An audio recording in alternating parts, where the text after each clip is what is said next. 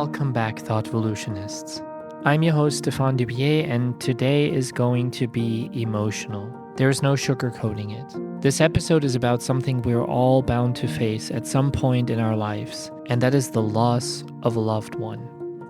I'm sure for some of you that topic hits home. In my own case, it sure does. I lost both of my grandfathers to cancer, as well as my dear Aunt Beate.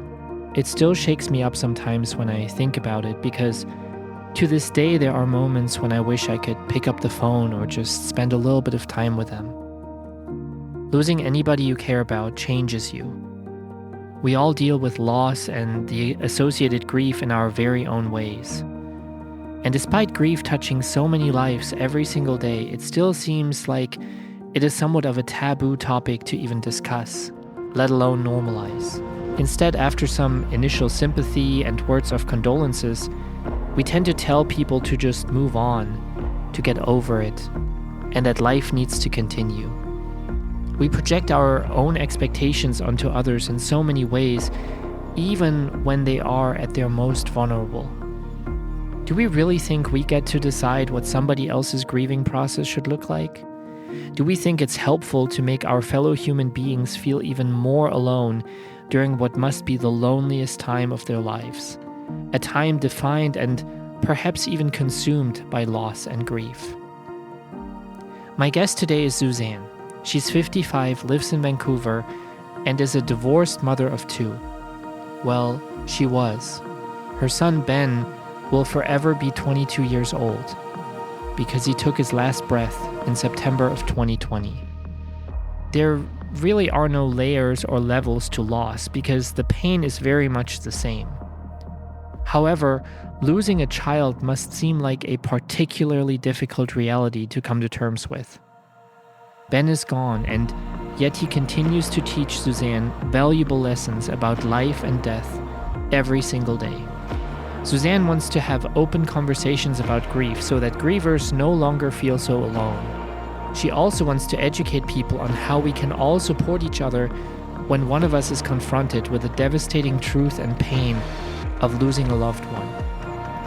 One of the things that Suzanne's truly proud of is that she's learned through all of this that she's capable of accepting the ups, downs, and sideways of deep grief.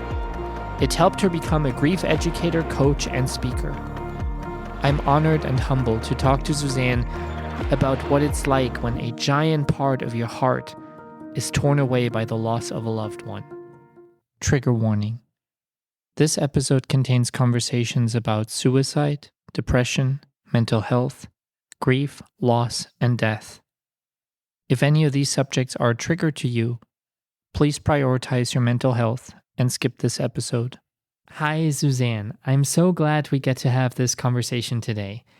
I know it took a little bit of time to prepare, dealing with 2 different time zones and so on and so forth. We are recording this episode on a Saturday, a beautiful one here in South Carolina. Where are you now, and what do you have planned for this weekend? I'm in Vancouver, British Columbia, and it's actually a beautiful day here too, which at this time of year is not given. We're often in the rain and the darkness at this time of year, but it's a beautiful day today. Plans for the weekend, this conversation with you. My daughter and I are going to do some shopping afterwards, and then, a relaxing day tomorrow with some meetings with power partners and some relaxed time. So it's a good weekend. I would like to go back in time with you to get an idea of what life must have been like for you growing up. Can you share a little bit about that? Absolutely. I am the middle child of 3. I have 2 brothers, one older, one younger. I'm the only adopted child, so it was a really interesting dynamic because they're both natural children of our parents, and I'm adopted. And we had a great childhood. My dad was a lawyer and sort of social justice activist. He fought for all kinds of things in Canada, all the way to the Supreme Court. So had some important casework that changed the landscape significantly. And really his office, because he wanted it to be accessible to everyone, so he ran a low-cost legal clinic. And it was kind of weirdly our family business. So in the way, if you think of like a family business grocery store or a family business restaurant where the kids come and help, like I was his receptionist at one of his offices on the weekends when I was 12. It was a very family business. My mom was his usual receptionist, and we would do filing for him, and he would bring stuff home for us to, update the case books. I remember spending ages at the dining room table, taking out the old pages, putting in the new pages, and all of those kinds of things. We did lots of things together. We were all involved in theater and music, and I danced. And so we did lots of performing things together in various combinations. I've performed with everyone in my family except my mom, who was our biggest fan, but didn't perform. And it was really wonderful. Yeah, it was great. And then I've since then found my birth mother. And hilariously, because I always pined my entire life for a sister, I actually have two more brothers. So I now have four brothers who are all wonderful, great parts of my life. That is super interesting. I actually gave my son 23andMe for Christmas 2 years ago, and we ended up locating his half sister, and they have since made a connection, and it's beautiful to see. Now, for you, having been adopted into a great family, obviously, was it awkward meeting your biological mom? Were there certain expectations? What was that like? Have you met in person yet? Or how was that initial contact for the two of you? So it's interesting. My story is very similar. I ended up finding one of my half brothers through Ancestry. So very similar process, which my kids actually encouraged me to do. I had, vacillated. I'd been curious my entire life about what my birth family might be like, and if there was people out there that looked like me. And hilariously, my birth mom and I look very much alike. There's definitely a strong family resemblance, which goes down to my kids. I'm so grateful, though. There wasn't really a lot of awkwardness, and I credit that to my raising parents. So when I was really little, I used to say I was lucky because I had two moms. I had a borning mom and a raising mom. So they did such a brilliant job. I've always known I was adopted. I don't remember them sitting me down to tell me. So it just was a part of who I was. It was not a big issue, but it just was a part of me. And their explanation, which I think is so beautiful, of why my mother might have given me up, always was that she would have made the most difficult decision of her entire life in order to give me a life that was better than what she thought she could give me, and that it was the ultimate act of love. So because that was what I carried as my story, there wasn't any awkwardness meeting my birth mother because I didn't have any resentment towards her. So that was a really beautiful gift that ultimately my parents gave to both of us, because she had, of course, spent her life in the interim, because I was over 50 when we discovered each other, 52. So she'd spent all that time wondering, what my story had been. And so she was so grateful that that had been my story. And I didn't come with any resentment towards her. I didn't carry any sort of baggage or feeling of abandonment. Like, the story always was, without question, that this was a gift of love and the hardest thing she had ever done in her life. So that was a really amazing gift from them, that it was just part of who I was adopted, and it was no big deal. And that it had happened because of love. I know that our conversation today will be a lot about death, loss, grief, but also life and purpose, and how it may impact each and every one of us. I wonder what your dreams and goals were for your own life as you were growing up. What did you expect, hope, and think your life would turn out to be? So it's interesting. I think because of the experience with my dad being such an advocate for people, and for us we just were raised to know that we were supposed to make a difference. We were supposed to help people. We were all supposed to help each other. So I always had a sense as a kid that I wanted to do something that would help people. For a long time, I wanted to be a lawyer like my dad. And then when I was in university and counted how many more years of university I needed to get there, I decided not to do that. But I always knew I wanted to do something that would help. And it's interesting when I think about it, how I can frame really at this point, in my mid 50s, I've had a lot of different jobs, and all of them in some kind of way were helping jobs. So that was something that was really instilled in us, I think, as kids, that part of our responsibility was to take care of people who needed it for whatever reason. And I really, I've always loved performing. So I knew that would be a part of what I did. And I just do that for fun and haven't done it now for years for various reasons. for like a decade. The last show I did was with my daughter before she left for university. So that's a long time ago now. But that sense of like wanting to help people, wanting to make a difference, wanting to do something that would have an impact was really the way that we were raised, that like that was something you were supposed to do. That was just, we were in a position to be able to do it. And so we should. A beautiful mindset, really. Now, obviously, we're going to talk about something very traumatic that not only turned your life upside down, but also inspired you to become a grief educator, coach, and speaker, once again helping others. But before this event, the death of your son Ben changed everything. Were there other instances when death had to be addressed, perhaps the loss of a grandma or somebody else? And if so, how did you deal with it back then? So I had, in the kind of normal course of things, had 3 of my grandparents die, as elderly, they'd lived long, full lives. So as difficult as that is, it was not unexpected in many ways. It was, the normal course of events. And then actually the year that Ben was born, my dad was diagnosed with cancer. So that was much too early of a loss. I was in my 30s and had literally an infant. So Ben was born in April and my dad died that September. So I had an infant and a just turned 4-year-old. My daughter turned 4 the day after my dad died. Actually, they shared birthdays and they always celebrated together. And he died on the day in between their birthdays. So that was really my first experience of a death that felt wrong. Because he was far too young, I wasn't ready. My kids lost their grandpa. At that point, he was their only grandpa. So that was really my first experience with someone really close to me that felt like it didn't make a lot of sense. The beauty out of that loss was that my dad was diagnosed with cancer in June and died in September. So we were blessed with a very short illness because up until then he was healthy and, just living a normal life. And what that gave us was the opportunity so that nothing was left unsaid, right? So we could spend time together. He chose to be at home. So he didn't go into hospice. He did palliative care at the hospital and then he wanted to be at home. So it was really beautiful. People could come and visit. When he got diagnosed, we had a huge, what we called a retirement party, but everybody knew what was happening. So we had this huge, like hundreds of people event, to celebrate his retirement, even though it was a forced retirement.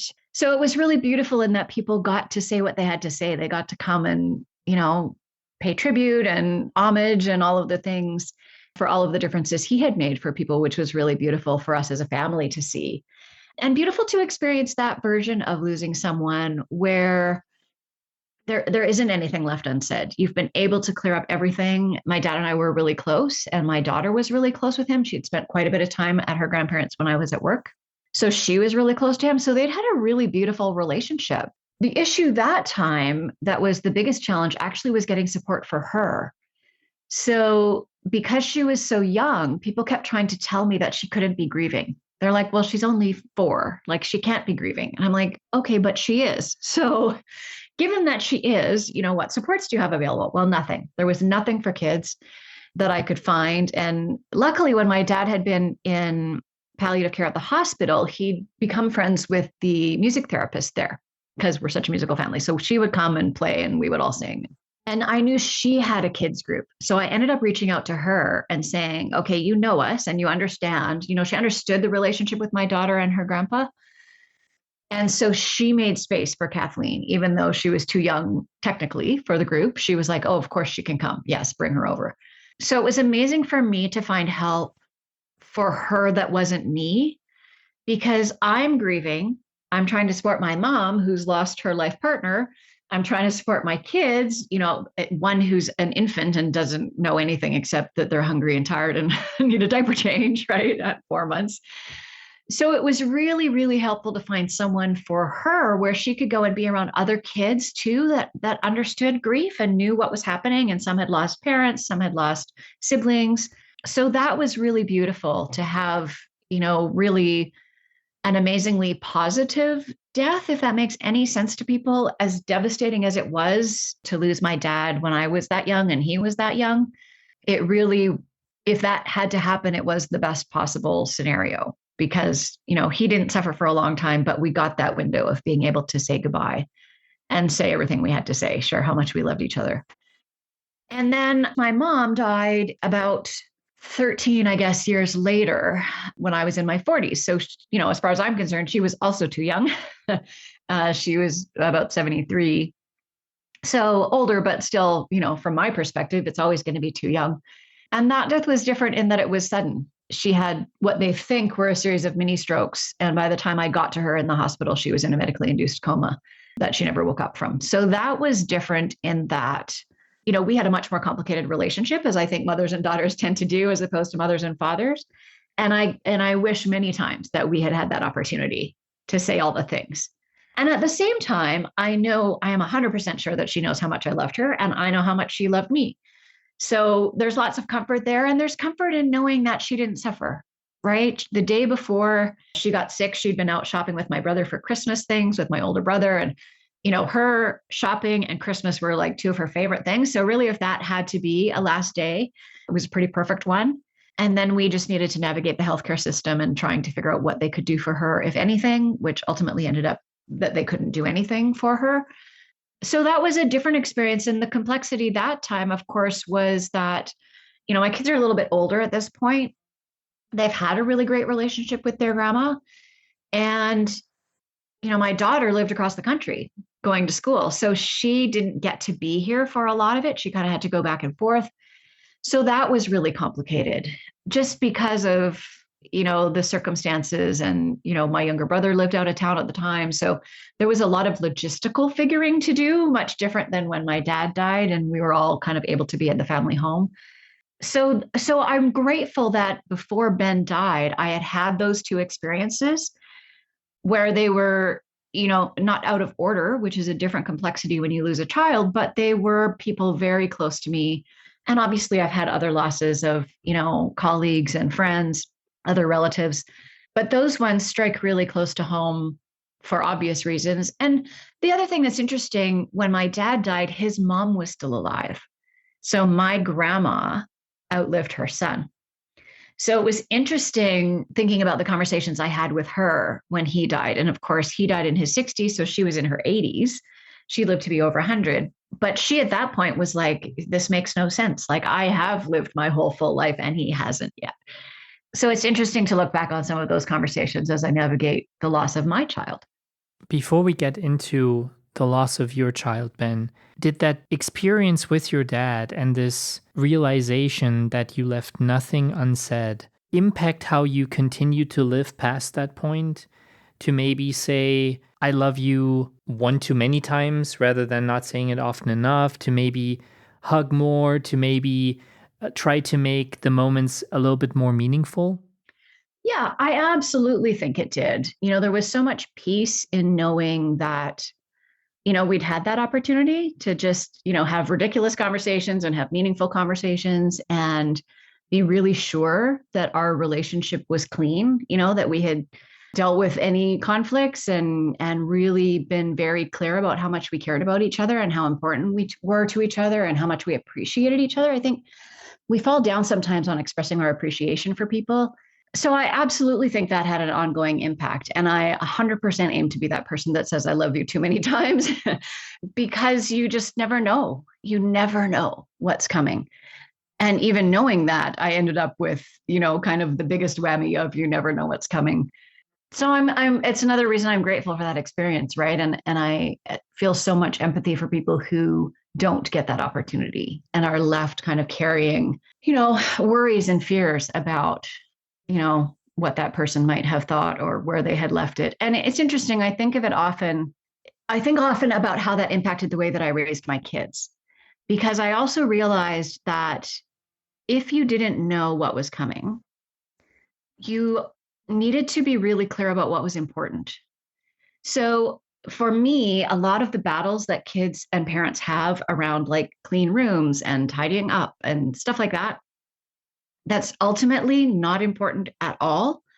I really chose not to have. Ben was the messier of the two for sure when he was a kid. And the rule for him was there had to be a path from the door to the bed so that the fireman could get to him if there was a fire. Now, of course, that wasn't the reason. The reason was so that I didn't step on little pointy things when I was going to hug him goodnight. But that was the reason that I gave him was, the firemen need to be able to get to you. So there needs to be a path. And sometimes there would literally be like, you could see that he had kept a path and the rest of the room would be chaos because he just had such a quick moving mind and so many interests that there was no way he could, keep them all on a shelf put away. But I'm often struck by that when I see parents interacting with their kids and having fights over things that, 5 years from now, nobody will care about.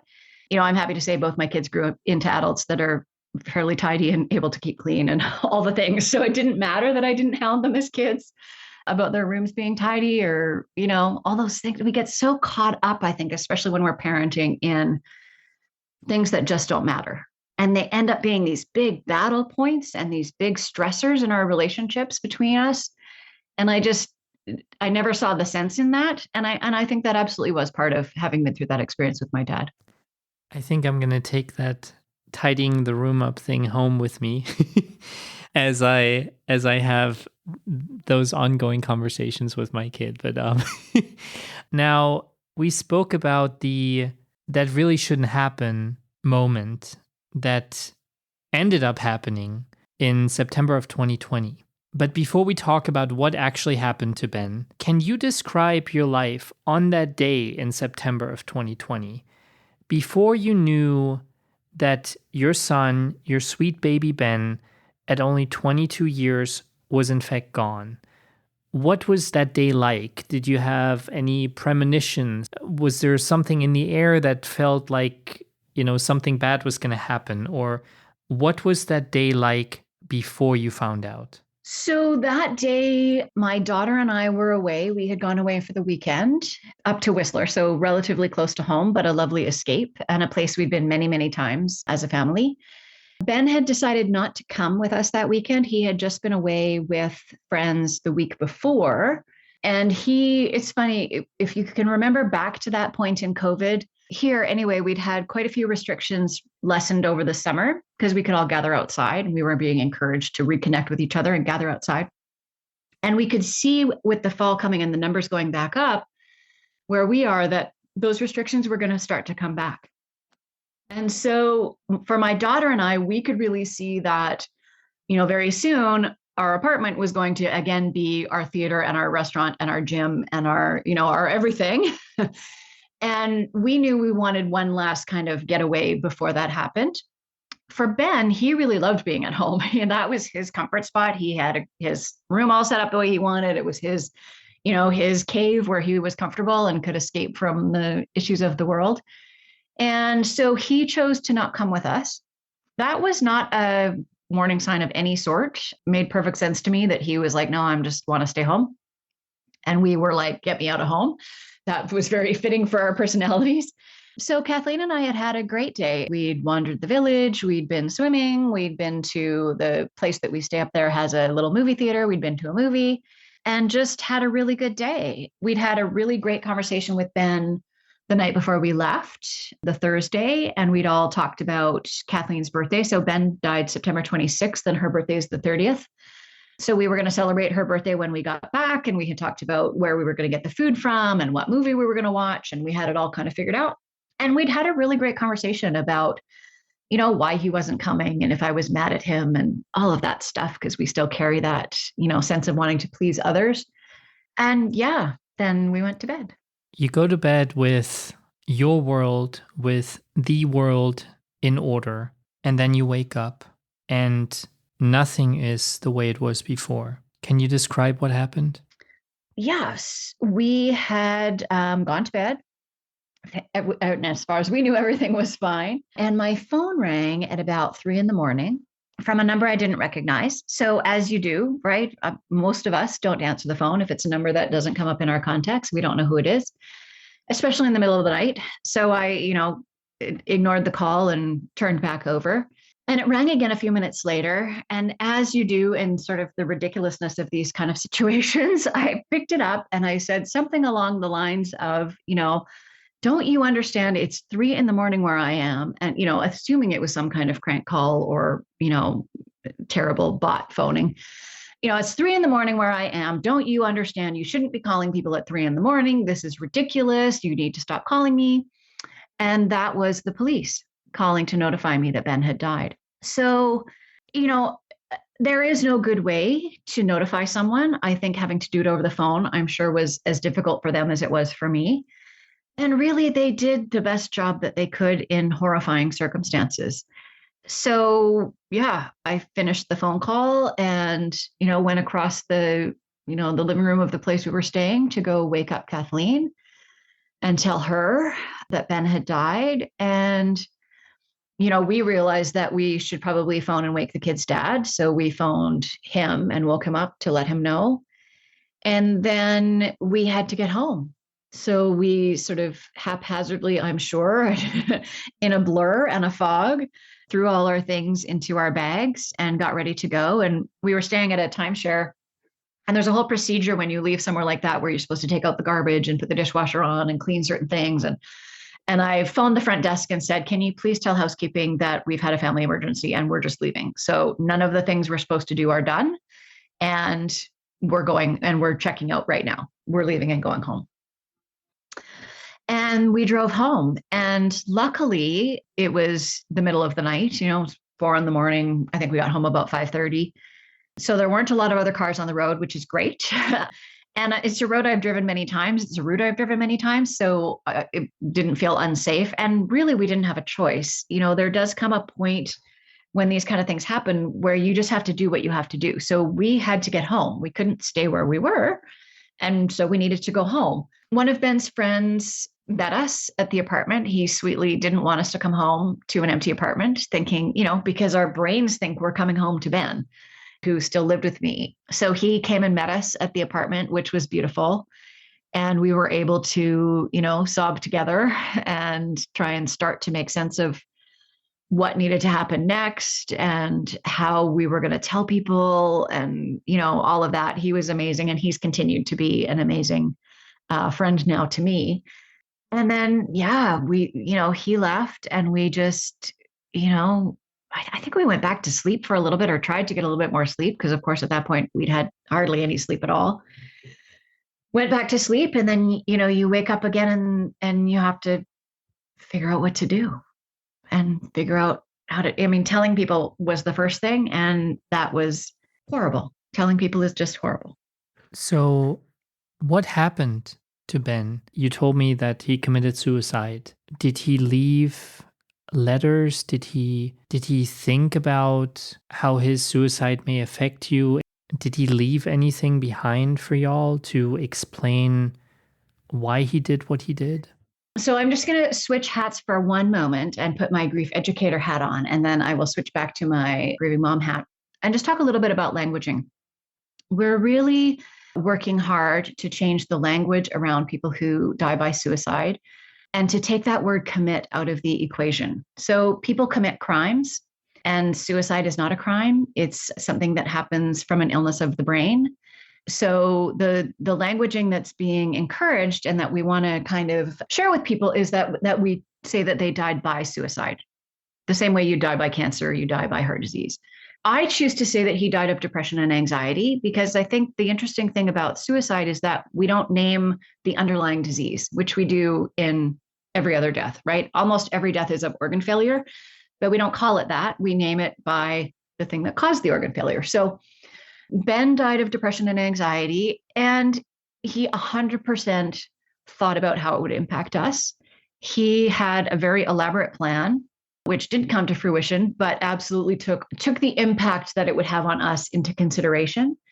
Because of the way he had constructed that plan, he didn't leave a note for us. He had hoped that we would just think he had died in his sleep, which of course is not the workings of a mind that can make sense because 22-year-olds don't die in their sleep, as a matter of course. So for that reason, he didn't leave a note for us. He did leave a note for a number of his friends, which they have happily shared with us. So we have a bit of a sense of, what was going on for him and, had an opportunity kind of vicariously to know that he absolutely knew how much everyone loved him. If we could love people to health, we would all be healthy, right? That's unfortunately not how it works. So yeah, it's interesting because I really struggled in those early days with the fact that he hadn't left. Like, because he was trying to protect us, we didn't get left anything. Whereas his friends, who he felt less like he wanted to protect, ended up with a note or ended up with a little care package of things that he knew they would love to have of his. So that was really hard in the early days to kind of wrap my head around. And it totally makes sense, right? When you think from his perspective of not wanting us to be burdened, which of course, none of this really logically makes sense, right? Because this is a decision-making process being done by a brain that's ill.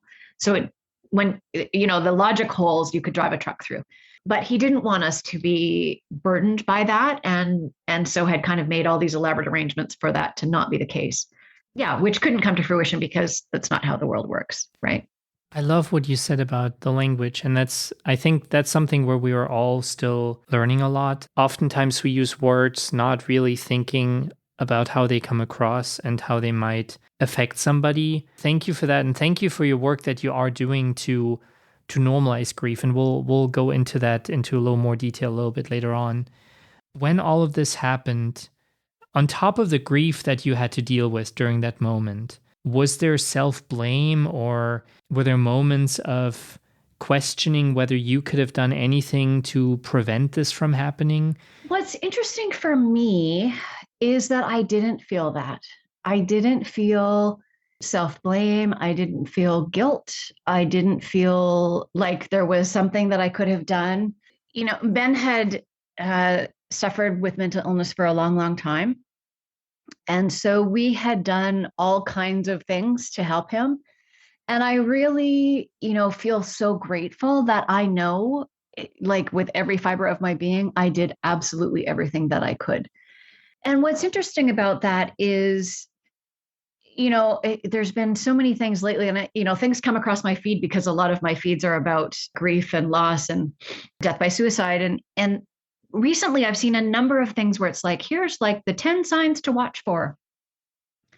And I was talking about that with one of Ben's friends just a few days ago and how mad those things make me for a couple of reasons. And I first want to say, I know that for some people, they're probably a lifeline, and you see one of those things or two or three of them, and you can reach out to your person and you can help them.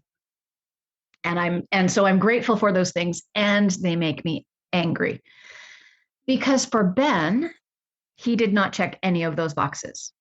That particular weekend, not one of them. So there are other times in his struggle with mental illness where he had, for sure, and we'd had conversations and we'd gotten acute care, or he'd gone to hospital, or we'd made an appointment and shifted medications, whatever it was that we needed to do to help him, as you would with any other kind of illness. But that particular weekend, there really were no warning signs. There was nothing. We had a very normal conversation, a nice one, but like nothing that felt like he was, saying goodbye. He hadn't withdrawn from his friends. If you think of the kind of the things that show up on those what to watch for lists, he hadn't withdrawn. He was sleeping as he normally does. His sleep patterns were all wonky his entire life. So that was not any kind of warning sign. He's a night owl and I'm an early bird. And actually during COVID, as so many people did, we were doing puzzles. And we had a puzzle just set up on the dining room table. And one of the things that was so fun for me was getting up in the morning and seeing what puzzle pieces he had put in while we had been asleep. Because he just, he was not awake necessarily at the same times as we were, because he liked being up late at night and I like being up early in the morning. He was eating as normally as ever. Often eating is one of the things on those lists. There really was nothing on those lists that was any kind of warning for us at all. The thing that's interesting that I realized afterwards is how much of the way that we lived our life was kind of geared to help him. So, we all love to travel. So we would always, on our way home from a trip, be planning the next one. Like, where should we go next? And what should we do? And what do we love there? Or what's that new place? Or trips big and small. It didn't always have to be a big exotic trip. Sometimes it was just to go up to Whistler or to go to the interior, go a couple hours away from home. So we always had trips on the list. That's something we were planning for. We loved to go to theater and concerts and comics and all that kind of stuff, comedians. And we always had tickets for things. Ben and I had season tickets for the opera. We always had things on the books to look forward to. And of course, with COVID, all of that had disappeared. So I can really see that a lot of the things for Ben that kind of tethered him here had fallen apart. And at the same time, if you remember back to what the world looked like that summer, there were global wildfires, like the world was literally on fire. We had all witnessed the murder of George Floyd, and then there was so much protesting after that, which Ben was really active in the protests up here. And the backlash against those protests was, you know, troublesome for many. And, we watched ourselves fracturing. We watched injustice. We watched, really the world as we knew it falling apart. And I think that weighed really heavily on Ben. I don't think I know that weighed really heavily on Ben. I think, when you're someone who's been othered, which Ben was, he was wildly gifted, like 99th percentile gifted. He was gay and he had mental illness and he was super creative. There were a lot of ways in the world that he had been othered. And I think when you're someone who's experienced that yourself, often you feel it much more deeply when you see others experiencing that. So when he's watching other people's rights being eroded and his rights being eroded on the horizon, right, as a gay man, and we've watched that continue since his death. He saw all of that on a global scale and on a really big scale in a way that I think like I'm a bright typical person, but my brain is not gifted. A gifted brain just operates in a different way and makes connections in a different way and inferences in a different way. And I think for him, all of that weighed really heavily, right? We're watching the environment fall apart. We're watching our social structures fall apart in a way that's violent and scary. And, many of them need to fall apart and be rebuilt, but we'd like that to happen in a more peaceful way, which of course is not the way of humanity. But I think all of that weighed on him. So I realize that's a very long answer to your question. But no, I know I did everything I could. And I was gifted the opportunity through a whole nother circumstance to talk to the psychologist that we worked with Ben when he was preteen and into his early teen years. And I talked to her about it too. And I said, really, I don't feel guilty. I don't feel like, oh, if only I had. I really feel like I did everything I could. And she said to me, oh, absolutely, you should feel that. You did everything you could. And the same way that we can't cure someone's cancer, even though we want to, and we can't cure their, heart disease, even though we really want to, I couldn't cure his mental illness, even though I really wanted to. So with Ben gone, how did you deal with that initial deep grief that you experienced? And do people grieve differently? How is it within a family? I mean, you had your daughter grieving, you had yourself grieving. People often refer to the 5 stages of grief. Is that an actual thing? What was your experience? What I would say, I just want to address the 5 stages model first, because it gets a lot of grief, literally a lot of hate on that 5 stages model.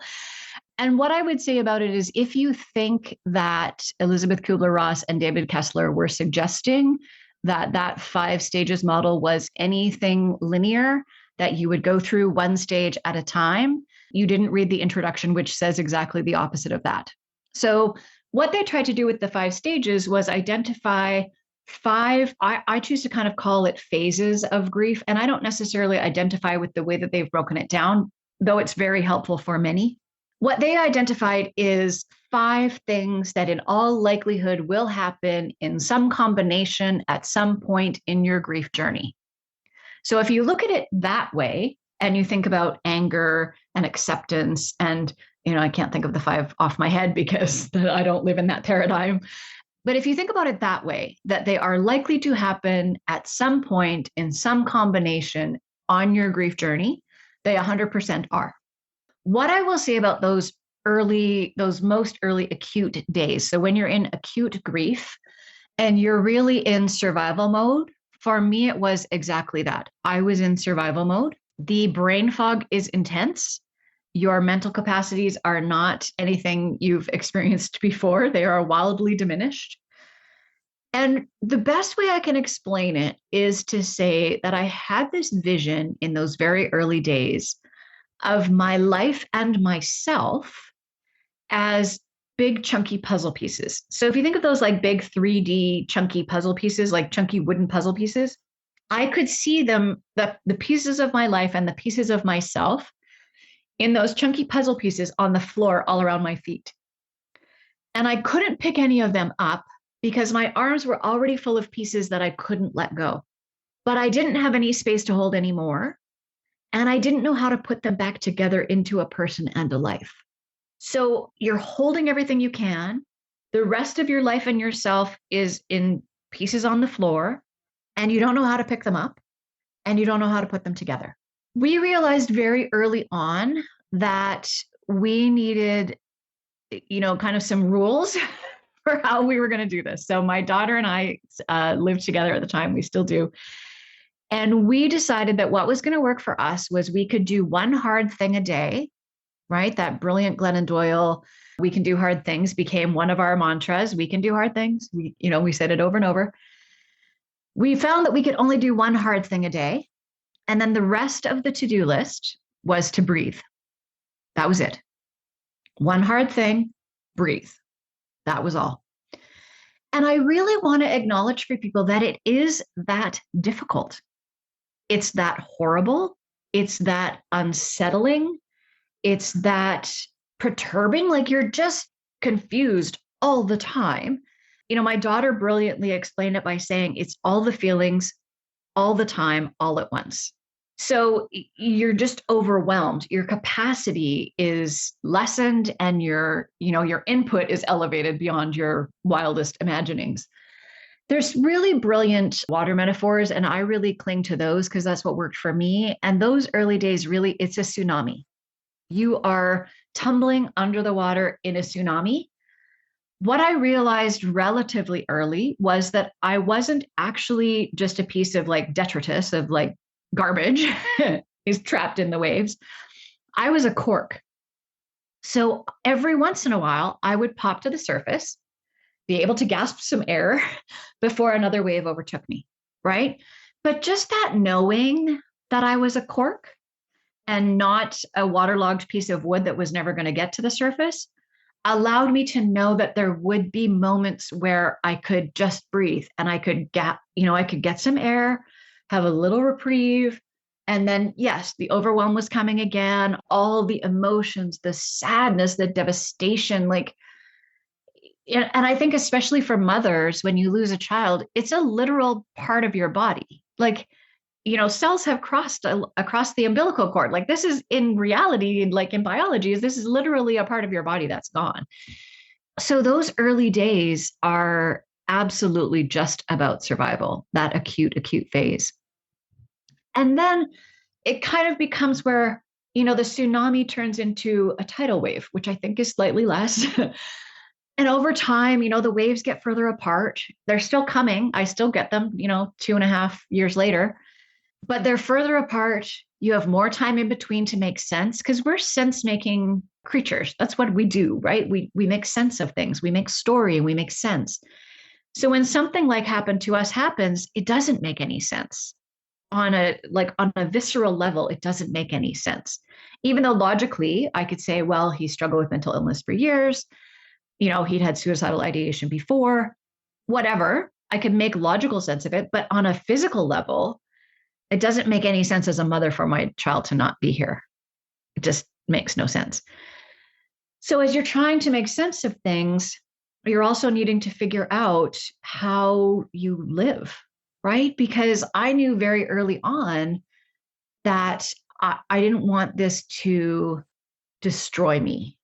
Right? So many parents who lose a child just find it almost impossible to recover from. And recover isn't even the right word. They find it almost impossible to move to a point where they're in lesser crisis, maybe is a better way to put it. That's inelegant at best. I knew for me, I needed to be conscious and curious. So what that meant was that the conscious part was going to be, I had to allow all of the emotions, all of them. And we live in this world where we have a paradigm of good emotions and bad emotions, which needs to be deconstructed. Absolutely. All emotions are a message. They're all there to tell us something. None of them are good and bad. They're just all emotions. But the ones you experience in grief are disproportionately on, the bad list, if you buy into that paradigm. So you're being overwhelmed by emotions that so many of us been conditioned to suppress. And I think that's a big problem for people in grief, being able to accept the emotions. So I knew for me, this was not going to be a time in my life where I could be unconscious and I could just like shove all of that in a box somewhere. That wasn't going to work. It was too overwhelming and I couldn't hold it all. So I had to be able to let it kind of flow through. And the curiosity was about that sort of sense making piece. And really, in those acute early days, the curiosity was about how do you breathe, right? When you're sobbing so hard that you can't gasp air, how do you breathe? How do you release that physiology of being in that intense emotion that is manifesting in this sobbing? And it's funny, I had listened to a podcast fairly recently before Ben died that was talking about the stress cycle. Bless their hearts. It's a wonderful book called Burnout. And they talked about how to release the stress cycle. So I would go into that because I knew their exercise of how to do it. And so I thought, okay, so what I do is you shift from the thoughts that are bringing on, the thoughts and emotions that are bringing on the sobbing, you shift to what's happening physically. What is my face doing? Where are the tears flowing? Is my mouth open or closed? What does the rest of my body feel like? So it becomes an embodied experience. And that helps to close that stress cycle. Because if we leave those stress cycles open, that's really physically and emotionally bad for us. So I did a lot of that, okay, I'm sobbing again. Oh, and my face is making that ugly cry face and the tears are everywhere, right? But you need those ways to disrupt the overwhelm. So that was the curiosity in the beginning, in those very early days. And then, you have to have curiosity about how do you close out the accounts? What do you do with their stuff? How do you rebuild a life? How do you make sense of this? I'd been raised as, that we were supposed to help other people. And how do I, in this moment of distress, allow other people to help me? Because I was in no shape to help anybody. I was the hottest of hot messes. So how do I allow that help to come to me? How do I stay open to receive? There's so much to be curious about if you can hold that space to just allow it to all be okay. For all of it that feels horrifying and devastating and like you have no idea what's coming next, that has to all be okay. And you just have to let it all wash. It all washes over. And sometimes you're overwhelmed and sometimes it's a little ripple in the water. And all of that is okay. Now, obviously, you weren't the only one affected by Ben's death. How did Kathleen handle it?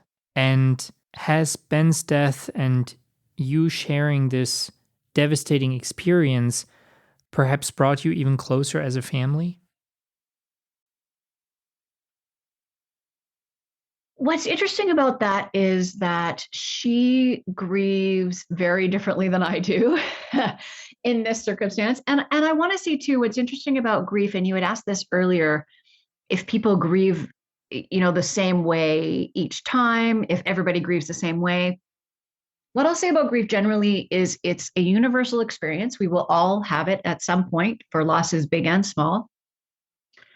So it's universal. It's a universal experience that we each have a unique journey through and with. So I was really grateful in the very, very early days. I realized that she and I were not going to do this the same way. And I also realized that we weren't even actually grieving the same person.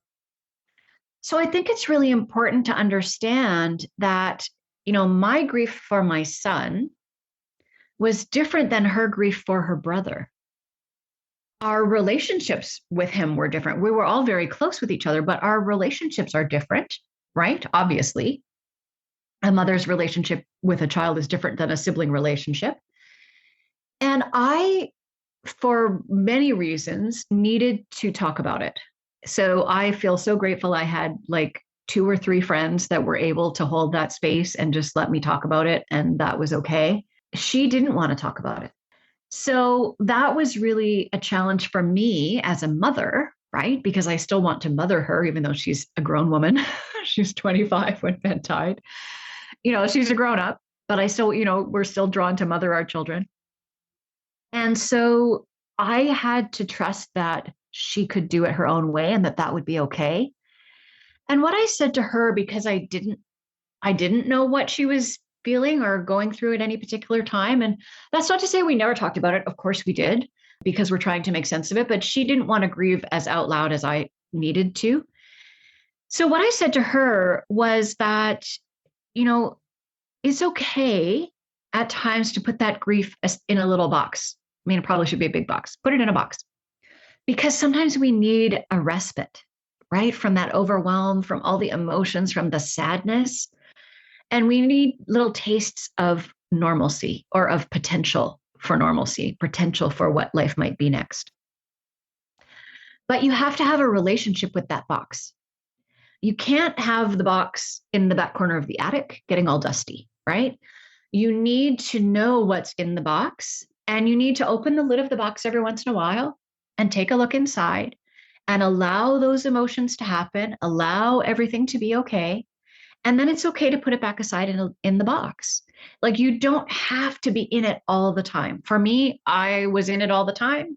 That worked for me. It didn't work for her. So, one of the things that I think is really important, especially when you're grieving as a family, or it happens a lot with couples who've lost a child, and there's a really high divorce rate. And the theory is that the divorce rate isn't because the child died. The divorce rate is because we hold so much judgment about how each other is grieving. So if I'm grieving out loud and I'm crying a lot and all the time, and you're grieving more privately and I don't see it, I can get into a space where I think you're not grieving at all, but that's not true. You're just grieving your way. So I was really conscious that I had to give her the grace to grieve the way that she wanted, and I had to receive it back from her, right? Because I was like boo-hooing and a mess all the time. And she was much more quiet about it. And I think that, we're served by the closeness of our relationship before Ben died. So we were able to talk about it. We were able to acknowledge each other's differences. We're very similar in lots of ways, and we're very different in other ways. So we could embrace what was similar. We could embrace what was different. And, I think in some ways it has solidified our relationship, but in other ways, our relationship was really solid going in. So, I think if I had held on to wanting her to grieve the way that I did, we would have been in trouble, right? But because I could see really early on, and I can't even remember what I had read because I just read all kinds of snippets of things, because I still can't really sit down and read a dense book. But I had read somewhere about, this difference of relationships and really acknowledging that different relationship. And even if it's, when each of my parents died, my brothers and I grieved very differently. But our relationship, even with them, so even when the name of it is a parent-child relationship, the name is the same, your relationship with each other isn't the same. So you're grieving something really different. Your loss is really different. She lost the sibling that was supposed to be there for her after I died. So that's a whole layer of loss that I don't have, that I just needed to let be okay, that she was going to experience that different ways. And we talked a lot about how he was going to miss significant things in her life. And so how did we make sure he was there? Like, how did we honor him at her wedding, for example? So she's lost her, I don't even know what you would have called him, groomsman of honor, who was going to plan the whole thing and design the whole thing and, help pick the dress, right? That's, who he was in our lives. And she lost that. So how do we, when that time comes, have him there and acknowledge that he's missing? So we had all those kinds of conversations, and about how we wanted to carry him with us. There's no leaving behind. There's no moving on. Some of the language around grief is so strange that, full circle back to that conversation we were having about languaging. All of that sense that we should move on and we should get through it all implies that somehow we're going to leave our person behind. And so for me, we became very clear that we were moving forward with, there were always going to be ways for us to presence Ben in our lives and remember him and, think about what he would have thought about a situation, or, what he would have said about it, or, what sassy comment he would have made, or what, exasperated look would have been on his face. So that was really a conscious decision that we made, was, no, this is moving forward with, we're not leaving anybody behind. Circling back to the topic of language that you just mentioned again. Now, what do you think are the right words that people should be using when speaking to somebody who's just experienced loss and who is grieving? There are very mixed messages as to what one should say, what one shouldn't say. What is your opinion on that? The languaging and the knowing what to say is really, really complicated. And I think it's the spot where we get the most tangled up. And what I hear from people, when I run a workshop or I do a survey, is that the reason they don't know what to say is mainly out of fear. We have a lot of fear about saying the wrong thing. And so sometimes that means that we're paralyzed into saying nothing. So what I kind of say, to put it in a kind of sassy, light way, is if you heard your Aunt Mildred say it to your mother at your grandmother's funeral, you probably shouldn't say it. Okay. So all those old platitudes and cliches, we have outgrown them. They don't serve anymore. And some of them are actually actively harmful. And I know, when we're trying to say something to someone who's experienced a loss recently, none of us want to do any harm, right? We want to say something comforting. We want to say something that acknowledges what's happened. I'm a big fan of I'm so sorry, not from a pity perspective, but from an empathy perspective. Like, we have all experienced losses, big and small. And I think, grief applies to all kinds of losses. It's not just the loss of a person. Where grief happens, it happens in all kinds of losses. So we've all experienced losses. We all have a sense of what that feels like. And we can feel sorry for someone from a place of, oh, like, that's just so terrible. And I think it's okay to say that. I think it's okay to say what's true for you too. It's horrible. People who said to me, oh my gosh, that is so horrible. That was a release for me, because it is. And for someone to acknowledge that is beautiful. I know it's horrible. I know he died. I remember that every moment of every day. So you're not going to remind me, which is the other fear I hear from people. They don't want to remind someone the person is gone when we're talking about supporting someone over the longer term. You're not reminding them. In those early days, I really, the most powerful thing that you can do is speak vulnerably from your heart in your own words. So if you read it in a greeting card, that's probably not going to resonate with the person, right? One of the exercises I do in my workshops is we do a whole journaling exercise around exactly this, like what could you say? Because it's very individual. And so I would love to be able to say, oh yes, here's the magic sentence you can say to every griever, and it's going to give them comfort. I wish in the magical world where I, get control, that's how it works. In the real world, unfortunately, it's not. It's more complicated than that, because grief is complicated. So when I do that exercise with people, they come up with the most beautiful sentences, a sentence or two that they could say to someone that's uniquely theirs, right? I had one woman participant who said something like, and I'll get it wrong because they're her words, but something like, I don't know what you're going through, but I know that I love you. And however long this takes, I'm here to walk this journey beside you. If you were able to tell Ben something right now in 2023, if you can send him a message, what would you say to him? I would say to him, I love you. And I know that you know that. And I know that you know that I know that you love us and you love me. I would say to him, it's okay. We're okay. I talk to him all the time. I would say if he was here though, oh my gosh, we would have a rich conversation about the last 2.5 years.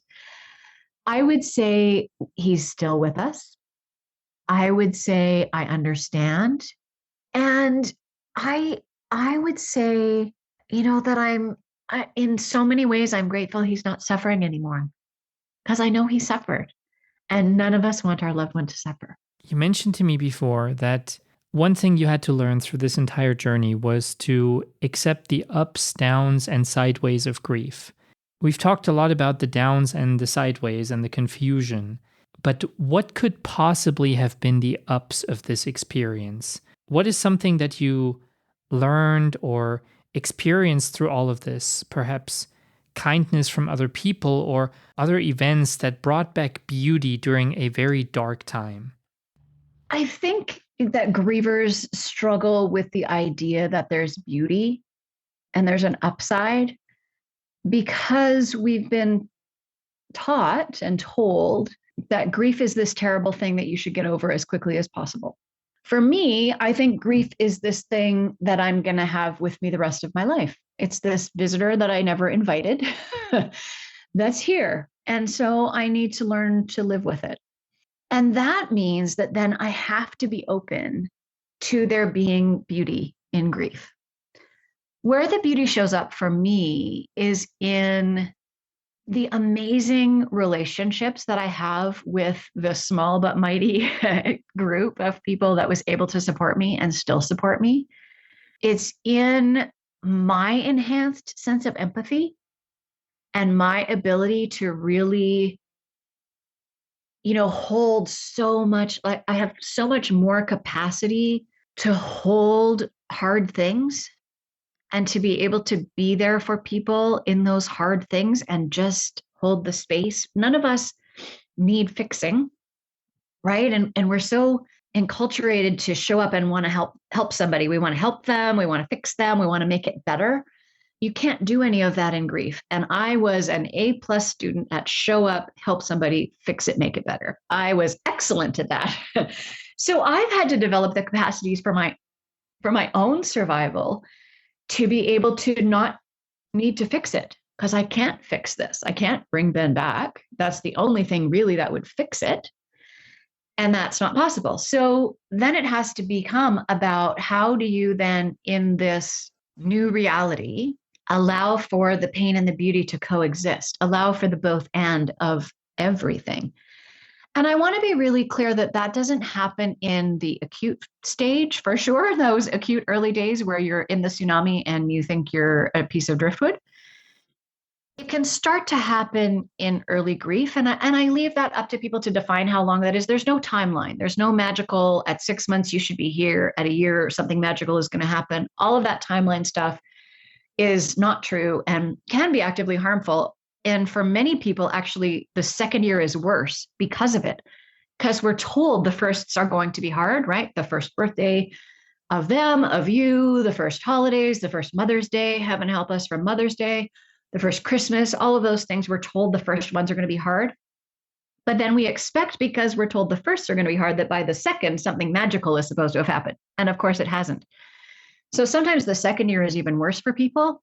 But the beauty comes from being able to hold what happened to me and share it with other people in a way that helps them if something similar happens, just to understand that it's going to be horrible. It's going to be, as horrifying as you imagine. It's absolutely as bad as you think. And there's also beauty there. For me, there's beauty in today being a beautiful sunny day. And the daffodils I'm sorry for the rest of the North America that's still in winter. We have daffodils and almost tulips here. Spring is here. The blossoms are coming. The birds are back. There's so much beauty if you can hook into the cycles of nature, if you can get outside, in the way people show up for you in ways you never imagined would be possible. And that balances and, makes more bearable for me all of the things that are still unspeakably hard. I know that you have decided to use your own grief experience and become a grief educator to help others. Tell us about that very important work, and is that perhaps part of Ben's legacy in your life now? So I knew very early on, I took to writing as a way to just get the swirling thoughts out of my head and to, as part of that sense-making process that we were talking about before, there was something about writing that helped me to kind of make sense of things. And I started out sharing things on Facebook to my, friends and family list there, and got such positive feedback from people that it was really, my ability to be open about it which for me was a survival thing. That wasn't a magnanimous gesture, right? This was just pure survival. I had to get some of the spin out of my head. But my ability to do that was really helping them to understand grief better, to understand maybe how they could support someone who's grieving. And I had, just before Ben died, finished my training as a transformational women-centered coach and had a completely different path of coaching in mind that I was about to launch. And so, of course, when he died, that all blew up, as everything else did. And I really saw that, that the training and experience that I had in that system of approaching the world, of living your life, of, mindsets and, changing your story really was so applicable to this area of grief and really had been a huge part of how I had been able to navigate it the way that I did, where I was able to kind of let it all just be horrifying and okay. So yeah, I ended up completing another session of coaching training with the same organization and my workshop leader training with them as well. And then I did a grief educator course on top of that. And because I really wanted a broader experience, a broader perspective that would help me to help people who were grieving in such different ways than I did, because I really think the thing that helps grievers the most is having permission to find their own way and support to find their own way, because each time is different. My grief for Ben, is different than my grief for my dad, different than my grief for my mom, my grandparents, aunts and uncles, colleagues and friends. Every time is different. So while you can use some of those tools that you developed the last time, it's not going to be exactly the same. So each time you have to kind of chart this unique path. And that permission to do it your own way, I think, is really important. And I also wanted to be able to speak more to, this idea, which I hear so often. If you're in any kind of grief forum, people talk about it all the time, how grief changes your address book. And people who you thought were, as we kind of glibly say, your ride or die, right? People who you thought were your lifelong friends that would be there for you, in the worst of times, many, many, many of them disappear. So out of my inner circle, there's maybe 4 people left of my sort of, your closest circle and then your next one. Like, it's like when you're at the bar and you've been dancing all night and then they turn the lights on and you realize how dingy it really is and how it wasn't all that great, right? And everyone scatters. It's that. Everybody scatters from your life. So what I became really curious about was, why was that? And so besides working with individual grievers to help them find their own path, I became really curious about how we could work together to find better ways to support each other. So I can bring my grief experience and the grief experiences I'm hearing about from other people and help us as a collective learn better how we can show up for each other. And there's some very specific things you can do, right back to that idea of like, what do you say? Well, something from you that's heart-centered, that's individual, that's appropriate for the person you're talking to. So those kinds of skills, and they are skills, these are things we need to learn because we haven't been taught them, right? We've been so grief phobic and grief illiterate that nobody's talking about it, but we hold a whole bunch of judgment, which is like a super unhealthy relationship we have with this experience, right? We don't talk about it, but you're supposed to do it a certain way that no one's talked about, but we're going to judge you because no matter how you do it, you're doing it wrong. So if we can break all of that down and really start to normalize grief as a part of our expected experience, then companies would have a policy, right? Your company should have a grief policy. If you have a sick day policy, you should have a grief policy. There should be protocols that as a griever, you could come to your boss or your supervisor and say, hey, I'm really experiencing grief right now. You shouldn't need to have to share the whole entire story. And I need to access, A, B, and C. It should just be part of how we live because it's here for all of us. And I think especially right now, the level of collective grief we're all holding from our losses through COVID, so our losses of people, our losses of experiences, our losses of jobs, our losses of businesses, our losses of our sense of security and normalcy and, life trajectory, all of that got uprooted. And then we continue to see unprecedented levels of weather things and environmental things and, violence and, pain and loss. And, we're so connected globally now because of the internet and social media. We don't just see what's happening around the world on the 6 o'clock news like when I was a kid. You turn the news on at 6 o'clock, you got your hour long piece of what's happening around the world, and you went back to your life. We see it all the time now, which means we're all carrying the stress and the grief and loss of all of these things all the time, which I think if we can step into this, really allows us to be so much more wonderfully, beautifully connected to each other in this moment where we feel so disconnected and so siloed off and so, that we're, chasms are between us that we don't know how to bridge these divides. So that's really become my sort of cathedral project, right? That won't be done in my lifetime. But everything I can do to talk about it, to normalize it, to help people help each other and help businesses support their workers or their customers, that's what's going to help us to start to bring this into our mainstream. And there seems to be a shift in our willingness to have these difficult conversations, which is brilliant. Then we just need to have them, and we need to help each other facilitate them. And we need to create spaces where it's okay to be imperfect and messy and brilliant and, vulnerable and honest, and say, I had one beautiful experience with a coworker, and we'd been like coffee room acquaintances at work, not friends outside of work, but great conversations in the coffee room. So about the 3-month mark, I had a conversation with a coworker that was so helpful. And it is such a great example of this idea of wanting to come vulnerable and messy, and that's okay. So I hadn't talked to her since Ben had died. And she came up to me and she said, "Oh, I owe you an apology." And I said, "Well, why?" And she said, "I feel so terrible, but I just didn't know what to say. And her kids were around the same age as mine. And she said, it just hit so close to home to me with my own kids that I just couldn't even say anything.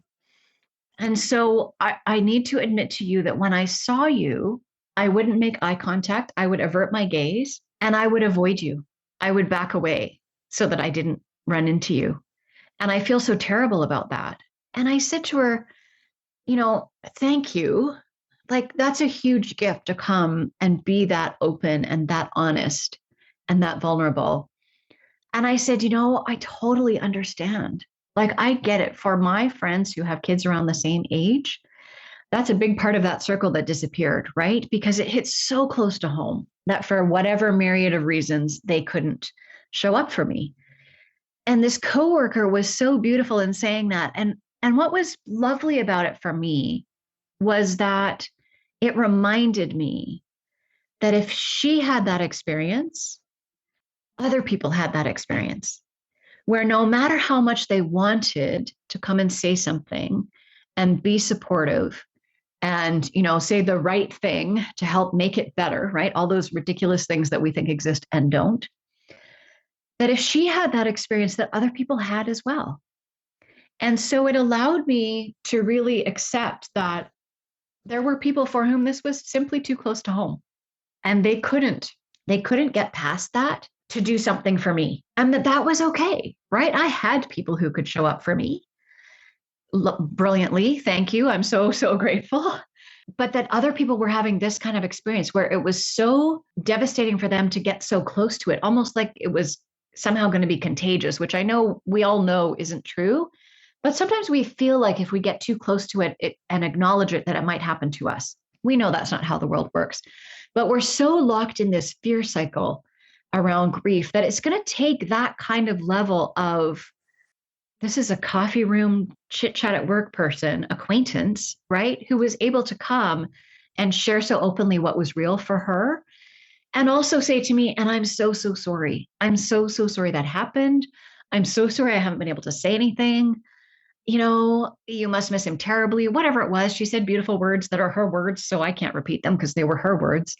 And it was a real gift. And I feel like the more places and spaces and opportunities we have for that kind of honest conversation about how scared we are, about how much we want so much to do the right thing that if we're not sure what the right thing is, we choose to we opt for doing nothing because we don't want to do harm. So in our desire to not do harm, we end up not doing anything. And if we can talk about that ahead of time, so you're not in that emotion of, oh my gosh, that hits so close to home. What if that was my family? And have a slightly distanced conversation. If we can zoom out a little bit, then we can create space for those conversations and we can build our toolbox so that when it does happen, because the people around us are going to experience grief and loss for losses big and small. It's a given. We know that to be true, but we don't develop the skills for it. Anything else we're sure is going to happen in our life, we do skills for.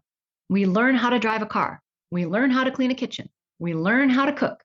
All the things we need in our day-to-day lives, we learn how to do them. We don't learn how to show up for grief. So if we can open up spaces to have those conversations and start to make it more normal and start to acknowledge that we're all collectively in this mess together and we all collectively don't have the skills.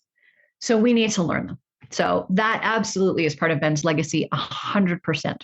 For anyone out there who might be interested in learning more about this, or perhaps has children who they would like to educate, or has a family member that they would like to educate, what resources can you recommend, and how can they perhaps even get in touch with you to learn more about the work that you're doing and how you could possibly help them if they are confronted with grief? So I have one resource that I love the most, which is a really wonderful book about grief called Tear Soup. And I can never remember the author's names, but I know it's on Amazon because that's where I get it from. It's a kid's book, which makes it really great for people, especially in those acute early days. For me, I couldn't read very much, and I'm a big reader. I read voraciously all the time, and I couldn't make sense of words on the page very well. So it's great because it's a kid's book. So it's not a lot of text. So it's really awesome if you're supporting a child who's grieving because it explains it really beautifully. And it's great for adults who are grieving as well, or for people who've lost, like one of my uncles died, oh gosh, almost 2 years ago now. And he left grandchildren, right? So it's nice. It was a gift that I sent them to say, like, this will serve all the generations, right? Because they could read it together. And it's just a beautiful story of the way people grieve differently and the way that grief can show up. The other one that I really love that I've been reading most recently is called Grief is Love. And that's by Marissa Renee Lee. And the biggest takeaway for me from that book, which has just resonated so much for me, is she has a whole paragraph or a whole chapter about permission and that idea of us not really having permission to grieve and needing to give it to ourselves because culturally we don't really give it to each other anymore. And that sense of having permission was really, really impactful for me. And it's a relatively lighter read. I still struggle with really dense nonfiction, especially. So if you're someone who's having that symptom of grief, then that's a good place to go as well. There are lots of grief books. What I suggest to people is, head to your bookstore, look on Amazon because it's easy to search there. Even if you then go buy it at an independent bookstore, if you're not an Amazon supporter. And what I do is I read the first few pages and I know almost instantly if it's going to resonate for me. Because our journeys are all so unique, then I'm so grateful that there's all kinds of different books about grief. There's a really great one by Megan Devine called It's Okay That You're Not Okay. That's really helpful in those early days if you can manage a book in those early days, because it talks a lot about how just really crappy the whole thing is, which is helpful because nobody tells us that. So then you feel alone and isolated and like you're losing your mind. So that's another great resource as well. If people want to find me, the easiest way is through my website, which is alivedexperience.com. That's where my blog posts show up and where I post about workshops that I have upcoming. And there's also links there to all my social media feeds. So that's the easiest place to find them because searching for them amongst the algorithm is not always as easy as we would like it to be. So that's the best place to find me. And yeah, there's ways to contact me there. You can sign up for the newsletter. All of those things are available on the website. I would like to thank you from the bottom of my heart for your openness, for sharing when many turn silent, for opening a door to this conversation about grief. If our listeners have a question for you, would you consider coming back and talking to me again? Absolutely. Yes. Any questions? I mean, if you want to keep a list and then we'll do a question and answer session, that would be great. My mission now in life is to open this conversation. So if it's too hard to have around the dinner table, which for the vast majority of us, it still is, then yes, fire us your questions. I would love to answer them. And I just want to acknowledge you for your care in putting this episode together about this really difficult topic that we're not used to talking about, and we don't know how to talk about it. So your ability to just come with thoughtful, interesting questions to facilitate this conversation, I'm so appreciative for. Thank you so much for having me. Friends, thank you for the time you've given me and my guest Suzanne today. I hope that this impactful story was able to expand your horizons about grief and loss. To learn more about Suzanne's important work as a grief educator or to get in touch with her, please check out alivedexperience.com. That's alivedexperience.com. I learned a lot myself during this conversation, especially about the crucial role our language plays in how we try to support and assist those enduring unspeakable losses. The mission of my podcast has always been to build a community of kind, caring, and loving individuals, always willing to come together and support one another, either by raising awareness, sharing experiences and stories, or simply by keeping an open mind and open ears. I feel honored that there are so many people out there willing to become a part of Thoughtvolution and our incredible little group of people striving to make a difference. If you want to go from listener to being an active participant of this podcast, you can do so in a number of ways. You may want to send questions that our guests can answer in a follow-up interview. Or you might be interested in becoming a guest yourself. I will never grow tired of hearing and sharing people's stories. Please don't ever think that you have nothing to say. Your journey matters just as much as the journeys of Suzanne, Deb, Donnie, Aaron, Haley, Jennifer, Dustin, Dawn, Eric, Neriman, Anna, Olga, and all the others that are yet to come. Contact us. You can do so via our website, thoughtvolutionpodcast.com. That is thoughtvolutionpodcast.com, where you can also find links to our Apple Podcast page, our Spotify, our Amazon Music profile, Instagram, Facebook, YouTube, or TikTok. There's also our intake form, a merch store that supports the work of this channel in case you're looking for some of the coolest hoodies, t-shirts, etc. Thoughtvolutionpodcast.com definitely has it all. You may also call us at 864-501-5033, that is 864-501-5033, and leave us a voicemail message. Every message we receive will be answered, so please reach out and get in touch with us. If you are listening on YouTube or Apple Podcast or Spotify or Amazon, please take a moment to subscribe so you don't miss an episode and write a comment or review. It really helps with the algorithm. The beauty of this world is that we get to inhabit it together. We get to share everything that is beautiful, just as much as we should be willing to share the heavy moments and excruciating stuff as well. Whenever you move to a new house or apartment, you probably wouldn't dare trying to carry that 200-pound couch or that fragile flat-screen TV by yourself, right? You would count on somebody to help you with that. Whether it's a stranger working for a moving company, your neighbor, or your friend. So let's be that stranger, neighbor, or friend. Times of grief can be so frustrating, lonely, and isolating. Instead of turning away because we are unsure what to do to help, let's get educated, let's learn together, and become the support system a griever really needs. I will see y'all next week, and remember to always be kind to each other. Love y'all.